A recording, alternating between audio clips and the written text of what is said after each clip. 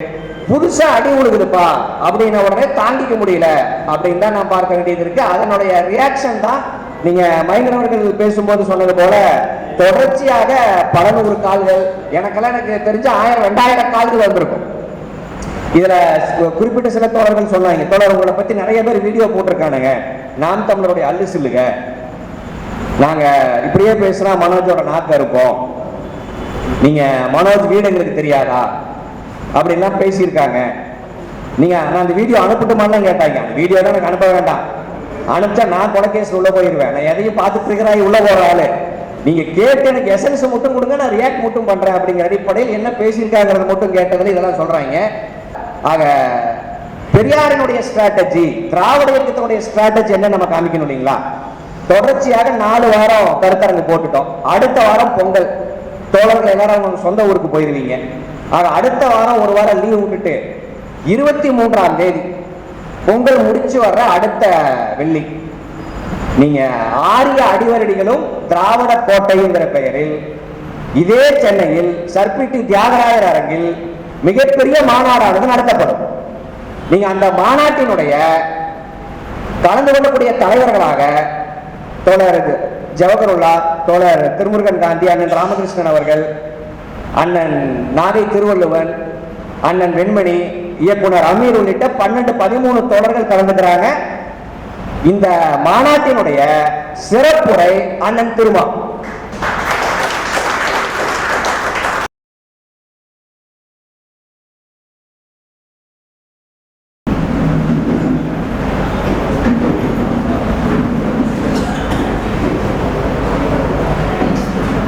தோழர்கள் அனைவருக்கும் வணக்கம்.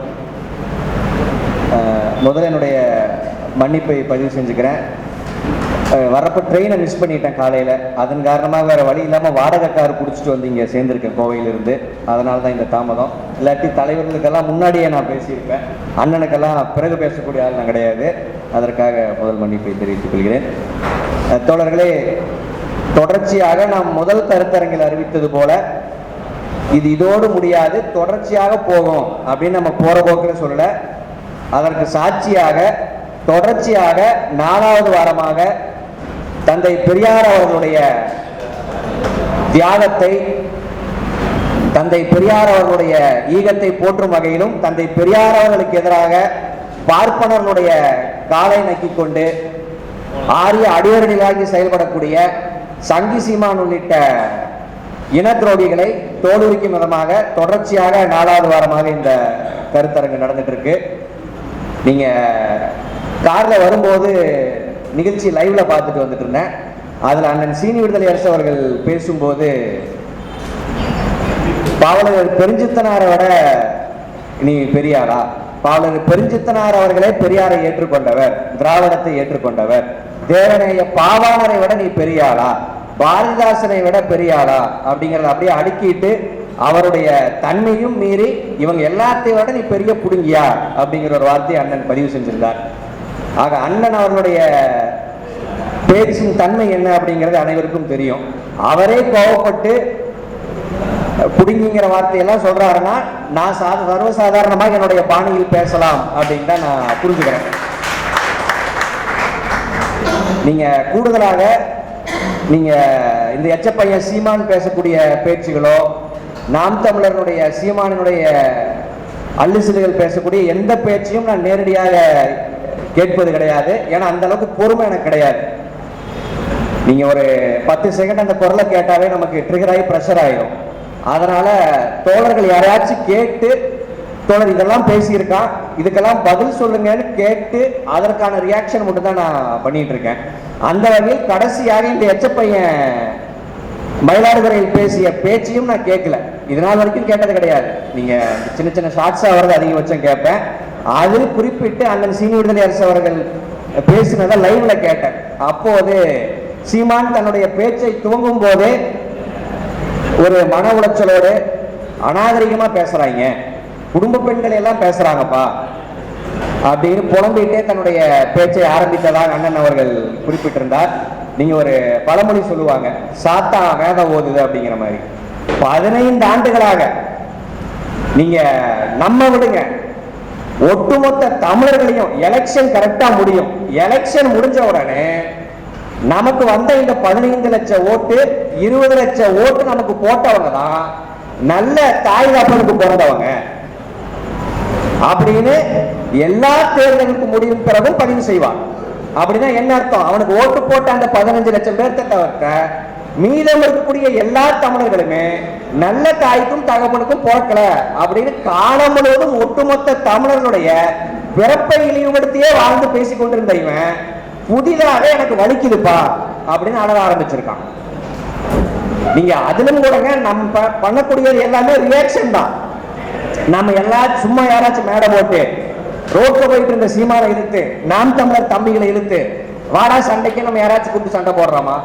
இவன் முதல் முறையாக RSS மேடையில் ஏறி அங்க மூடிட்டு பாரதிய பேசியிருந்தா கூட நம்ம ரியாக்ட் பண்ண போறது கிடையாது. அங்க பெரியார ஒப்பிடுறங்கிற பேரில் பெரியாரை இழிவுபடுத்தி துவங்கி வச்சதுக்கான ரியாக்ஷன் தான் நம்ம முதல்ல செஞ்சோம். அதன் தொடர்ச்சியாக மறுபடியும் நீங்க சந்தர்ப்பவாத ஈவேரா சாதி வரி ஈவேரான்னு ஒரு கூட்டம் போட்டு அதுல இவன் பேசுறதுக்கான ரியாக்ஷன் தான் நம்ம பண்ணிட்டு இருக்கோம். அதுல குறிப்பிட்டு 5 மணி நேரம் அந்த நிகழ்ச்சி, அந்த 5 மணி நேரம் பெரியாரை ஒருமுறை பேசியதுக்கு அடிப்படையில் தான் கோபம் தாங்காம நான் பல தடித்த வார்த்தைகளை பதிவு பண்ணிட்டேன். அதற்கு ஒட்டுமொத்த நாம் தமிழரும் கதறாங்க. நீங்க பேசுறதுக்கான ரியாக்ஷன் நான் பண்ணது. நீங்க பெரியார சர்வசாதாரணமா அவன்பீங்க இவன்பீங்க 5 மணி நேரம் மேடை ஓட்டு ஒருமையில பேசுவீங்க. அது எங்களுக்கு வலிக்க கூடாதான், நம்ம பேசாம போயிடணுமா? திருப்பி அவங்க அண்ணனை சொன்ன உடனே அவனுக்கு பொத்திட்டு வந்துருமா? காரணம் என்னன்னா இத்தனை 15 ஆண்டுகளாக ஷார்ட் ட்ரீட்மெண்ட் அவனுக்கு பார்க்கல. நம்ம மட்டுமே அடிச்சுட்டு இருக்கோம்ப்பா, மற்றவங்க சும்மா இருக்காங்கன்னு இதையே பார்த்து பழகினவங்களுக்கு புதுசா அடி உழுகுதுப்பா அப்படின்ன உடனே தாங்கிக்க முடியல அப்படின்னு தான் நான் பார்க்க வேண்டியது இருக்கு. அதனுடைய ரியாக்ஷன் தான் நீங்க மைனவர்கள் பேசும்போது சொன்னது போல தொடர்ச்சியாக பல 100 கால்கள், எனக்கெல்லாம் எனக்கு தெரிஞ்ச 1000-2000 கால்கள் வந்திருக்கும். இதுல குறிப்பிட்ட சில தோழர்கள் சொன்னாங்க, தோழர் உங்களை பத்தி நிறைய பேர் வீடியோ போட்டிருக்கானுங்க, நாம் தமிழருடைய அல்லு சில்லுங்க, நாங்க இப்படியே பேசுனா மனோஜோட நாக்க இருப்போம், நீங்க மனோஜ் வீடு எங்களுக்கு தெரியாதா அப்படின்லாம் பேசியிருக்காங்க. நீங்க நான் அந்த வீடியோ அனுப்பட்டுமான்னு கேட்டாங்க. அந்த வீடியோ தான் எனக்கு அனுப்ப வேண்டாம், அனுப்பிச்சா நான் கொலைகேஸ் உள்ள போயிருவேன். நான் எதையும் பார்த்துட்டு இருக்கிறாய் உள்ள போற ஆளு. நீங்க கேட்டு எனக்கு எசன்ஸ் மட்டும் கொடுங்க, நான் ரியாக்ட் மட்டும் பண்றேன் அப்படிங்கிற அடிப்படையில் என்ன பேசியிருக்காங்கிறது மட்டும் கேட்டதுல இதெல்லாம் சொல்றாங்க. நீங்க மைனர் அவர்கள் பேசும்போது கூட பதிவு பண்ணார், நான் அந்த லைவ்ல கூட சொன்னேன், மனோஜுக்கு வீடு இருப்பது போல உங்க எல்லாத்துக்கும் ஒவ்வொரு வீடு இருக்குல்ல, என் வீட்டுக்கு வர்றீங்க, அடுத்த நாள் உங்க வீட்டுக்கு எங்களுக்கு இறங்க தெரியாதா? நீங்க என்ன முதல்ல வரணுங்கிற. ஏன்னா இப்ப நான் பண்றதுக்கு எதுக்குமே எங்க மூத்தவர்கள் திருப்பி ஏன் ஒண்ணு சொல்ல முடியலன்னா, அதற்கு முன்னாடியே பெரியாரை நோக்கி அவன் பல வகையான விமர்சனங்களை ஒருமையில் பேசி பார்ப்பனியத்துக்கு ஆதரவாக பல எச்ச வேலைகள் அவன் செய்த காரணத்தால் பாவம் அந்த பையன் எவ்வளவு நாள் பொறுமையா இருப்பான், பாவம் பேசிட்டு விடுங்க அப்படின்னு எனக்கு பச்சைப்படி காட்டுறாங்க. அதே மாதிரி நீங்க ரியாக்ட் பண்ணுங்க, வீட்டுக்கு வாங்க, இருக்கக்கூடிய இடத்துக்கு வாங்க, அப்பதான் நான் திருப்பி ஒண்ணு பண்ணுவோம். பாத்தீங்களா, அப்ப கேட்க மாட்டாங்க எங்க ஆளுகளை, ஏன் மனோஜ் இப்படி பண்ணுனேன்ட்டு. நான் காரணத்தை சொல்லுவேன், இப்படி ஒண்ணு பண்ணுனாங்க, அதனால் இவ்வளவு மடங்கு பதிலடி கொடுக்க வேண்டிய தேவை வந்தது அப்படின்னு நான் நியாயப்படுத்திக் கொள்வதற்கு ஒரு காரணம் கிடைக்கும். தயவு செஞ்சு காரணங்களை உருவாக்குங்க அப்படிங்கறத இந்த வீடியோவின் வாயிலாக நான் தெரிவிச்சுக்க விரும்புறேன்.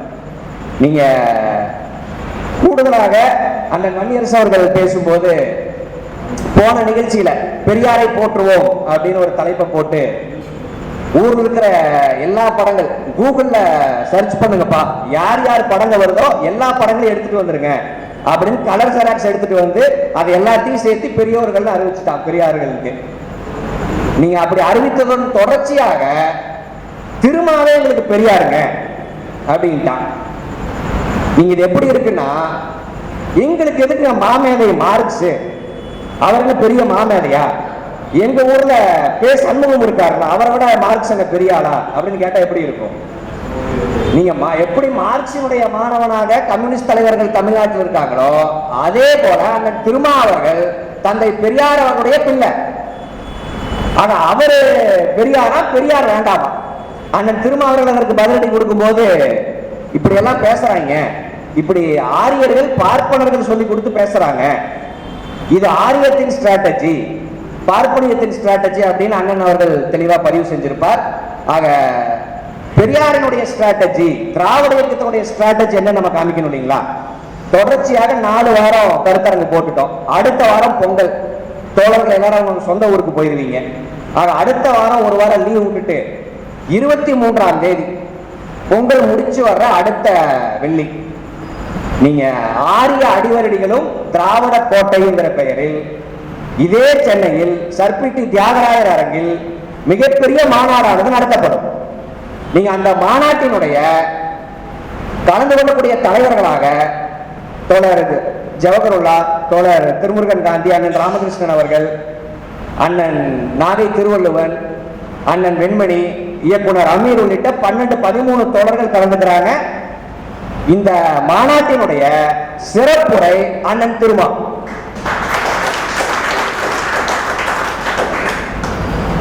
நீ திருமா அவர்களை பெரியார்னு தூக்கிட்டு வந்துட்டு அந்த அண்ணன் சொன்ன அடிப்படையில் என்ன ஸ்ட்ராட்டஜினா, எப்பா நம்மளையே பெரியாருன்ட்டான், இவனை எதுக்கு நம்ம போட்டு அடிக்கணும் அப்படின்னு அண்ணன் திருமா அவர்கள் பார்ப்பனியத்துக்கு ஆதரவாக வேலை செய்யக்கூடிய இந்த சீமானை தோலுரிக்காம விலகிக்கணும் அப்படிங்கிற அடிப்படையில் ஒரு ஸ்ட்ராட்டஜியாக இதை ஃபாலோ பண்ணா, ஆக உன்னுடைய ஸ்ட்ராட்டஜிய லெப்ட் ஹேண்ட்ல அண்ணன் திருமா அவர்கள், லெப்ட் ஹேண்ட் இல்ல லெப்ட் கால்ல அண்ணன் திருமா அவர்கள் தள்ளி விட்டார். ஆக அதன் தொடர்ச்சியாக அண்ணன் அவர்கள் பிரஸ் மீட்ல தான் பேசுறாரு. ஆனா பிரஸ் மீட்ல மட்டும் நீங்க பேசினா பத்தாது, உங்களுக்காக மிகப்பெரிய மாநாட்டு அரங்கை நாங்கள் ஏற்பாடு பண்றோம்.